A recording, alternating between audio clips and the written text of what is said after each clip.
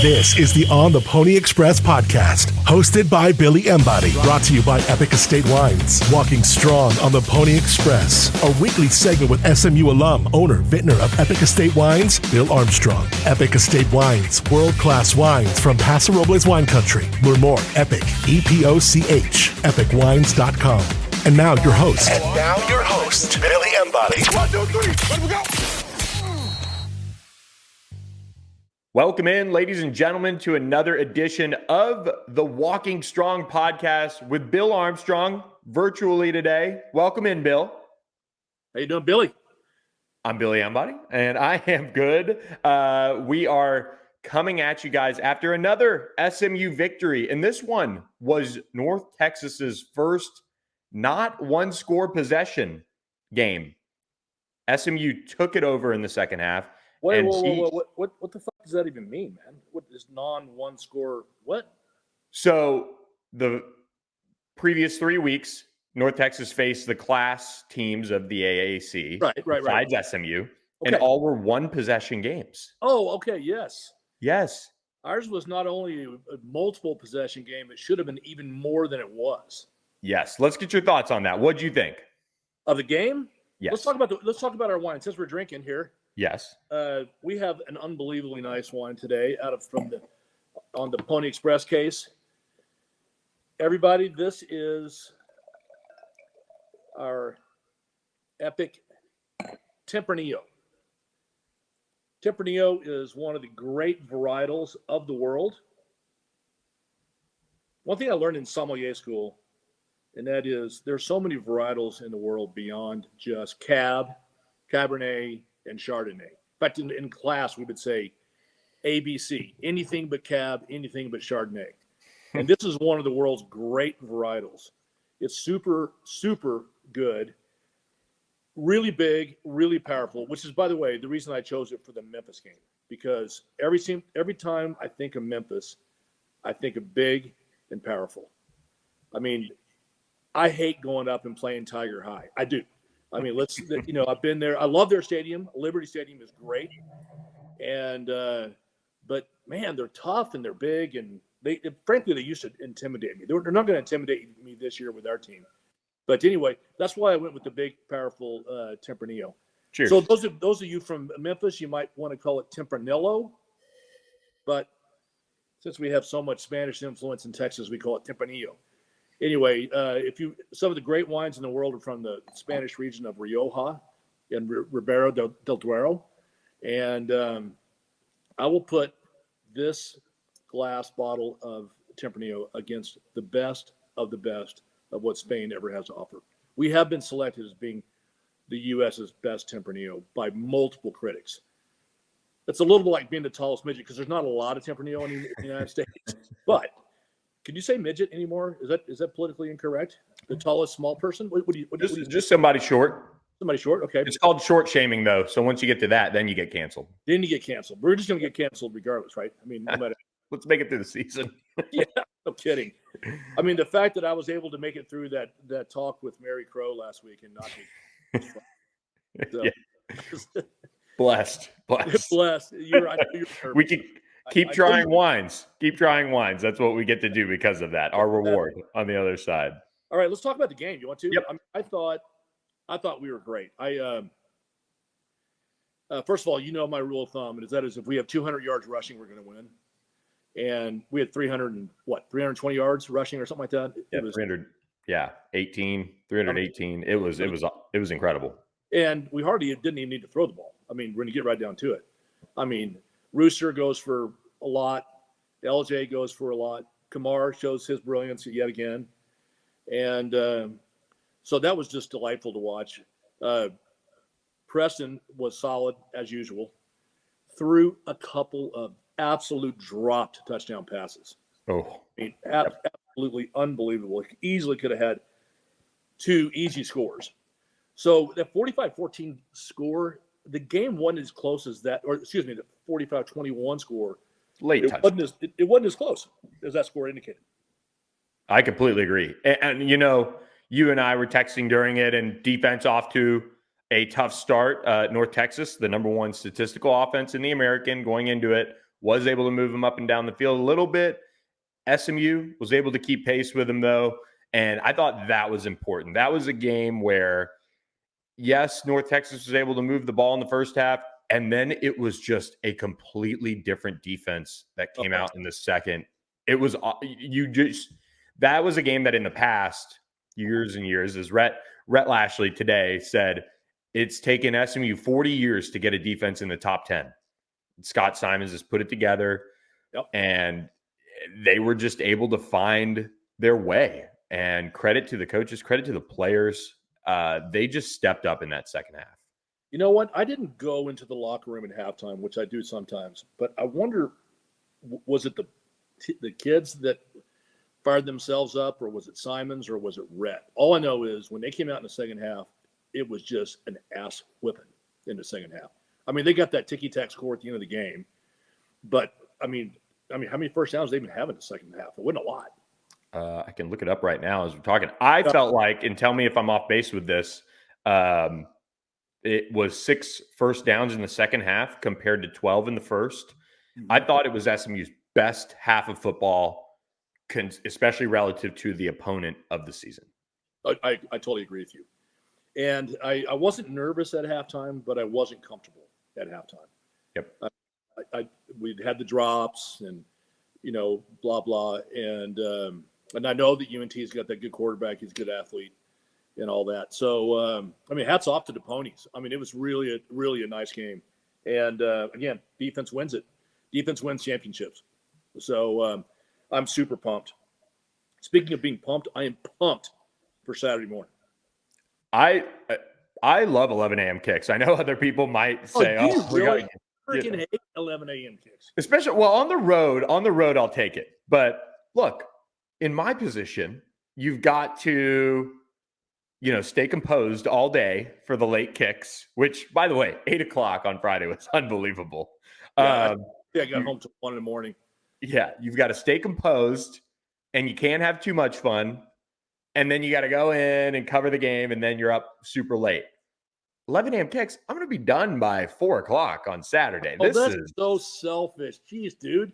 Come on. You know what? Socks on an 11 a.m. kickoff. We haven't ranked the priorities. The priorities would be winning, of course, and having a good game. And then how it helps me the rest of the day. I get to enjoy the games. So, I see. All about you. Mostly all about you. I get it. I've taken all the selfishness that this team maybe has had in years past. It's all just residing here. I get it. Hey, listen, dude. We failed to mention at the beginning 8-2. Yes. 8-2 with 6 straight. Yep, 6-0 in league play. 6-0 in league play. We have been 6-0 in league play twice in the history of SMU, and both times we won a national championship. It was like 1982 and I think 1938 or something. I don't know. Rhett Lashley texted me that after the game the next day, and I'll take that. So anyway, let's talk about Memphis. Dude, I don't think they're as good as everybody says they are. That's just me. I know we're playing on the road, and I know they're typically mean and tough, but they have not been dominant. They were lucky as shit to beat Charlotte last week. Yeah. Charlotte, by the way, is not a very good football team. No, they're pesky, but they're just not good. They're just not good. And they barely beat Southern Florida.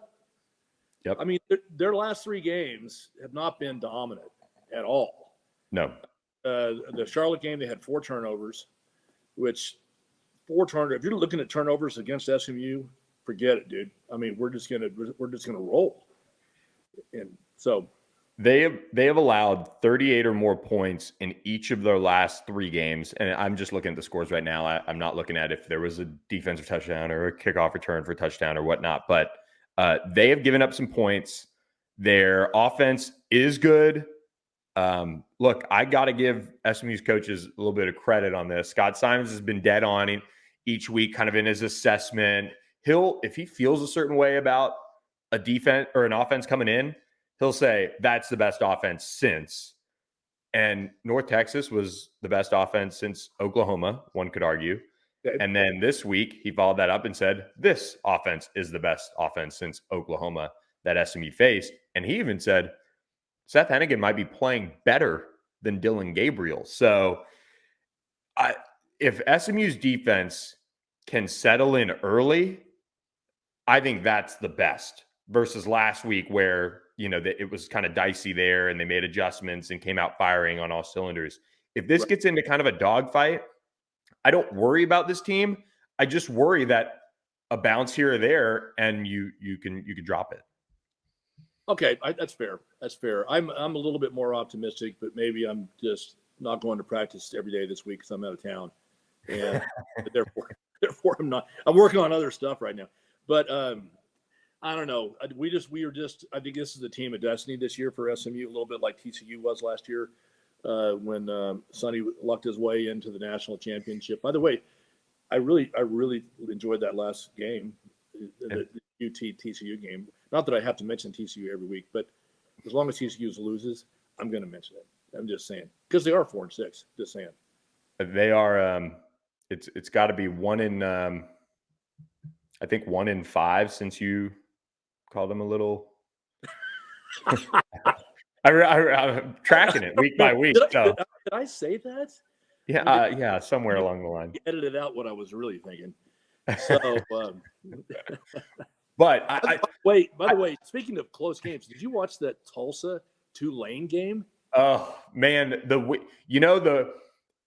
SMU is going to have to earn this if they want it, which is the way you want it, right? Like in a watered down kind of league this year, if SMU goes and beats Memphis, then they take care of business against Navy, which Navy's very, very proud. They would love to come in and ruin SMU's senior day. Mm-hmm. Then you go either on the road or host for the American Championship, and it's going to be a very good team.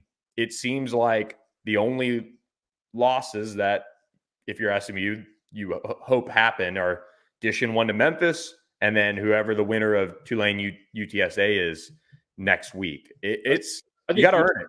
I think UTSA beats Tulane the way they're playing right now. But on the road. But undefeated, and we're undefeated. Where's that game? Is it in Dallas or is it in San Antonio? It is. It depends on a ranking, and I think SMU would have enough juice to host it. Okay. I think. Well, that would be fun. Hey, let's don't look past Memphis, okay? I mean, we're tempting the demons big time there. I didn't mean to do that. Yep. So I really feel good about this weekend. I'm going to say SMU by 15. Okay. I know it's a weird number, but I'm going to say SMU by 15. What's the line this week? It was 7.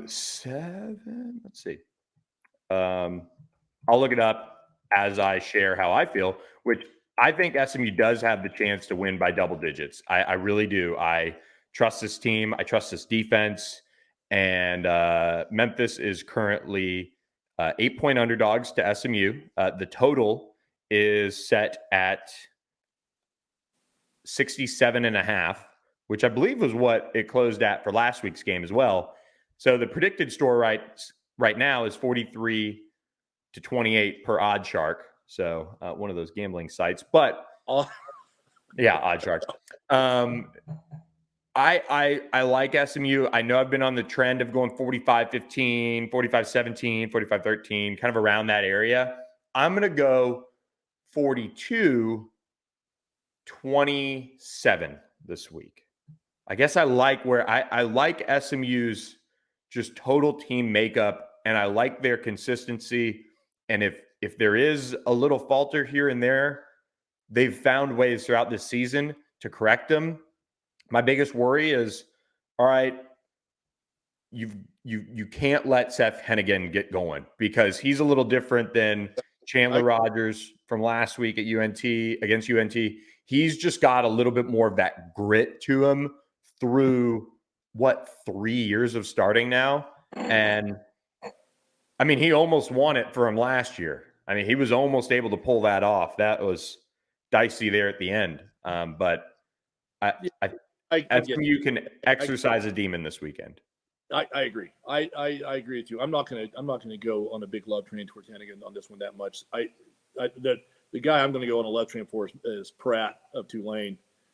I think Pratt with Tulane could play with the Pi Phi flag football team and be competitive. That's what he is.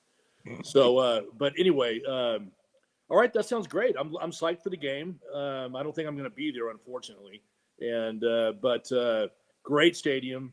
Should be, good TV watching that day. The winner of the game goes to the American Finals. Full stop.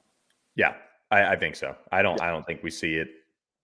I think if SMU wins it, like I think you and I texted about this. I think I said something like to the effect of blood in the water, and SMU smells it. So yeah, I trust this team, and you do too. So we also trust Epic to make an incredible glass of wine. This is fantastic. Tempranillo, delicious. And you know what? If we win, we have earned this.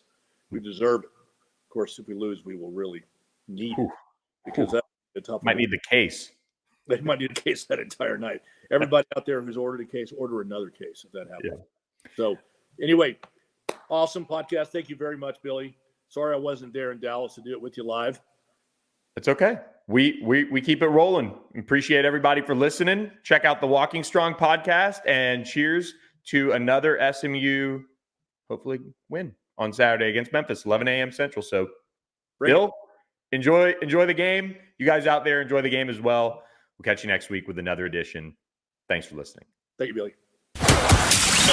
Thanks for listening to the On the Pony Express podcast with Billy Embody. Follow us on your socials on X at SMU_on3 and on Instagram at On3SMU. And keep it locked to OnThePonyExpress.com for more coverage.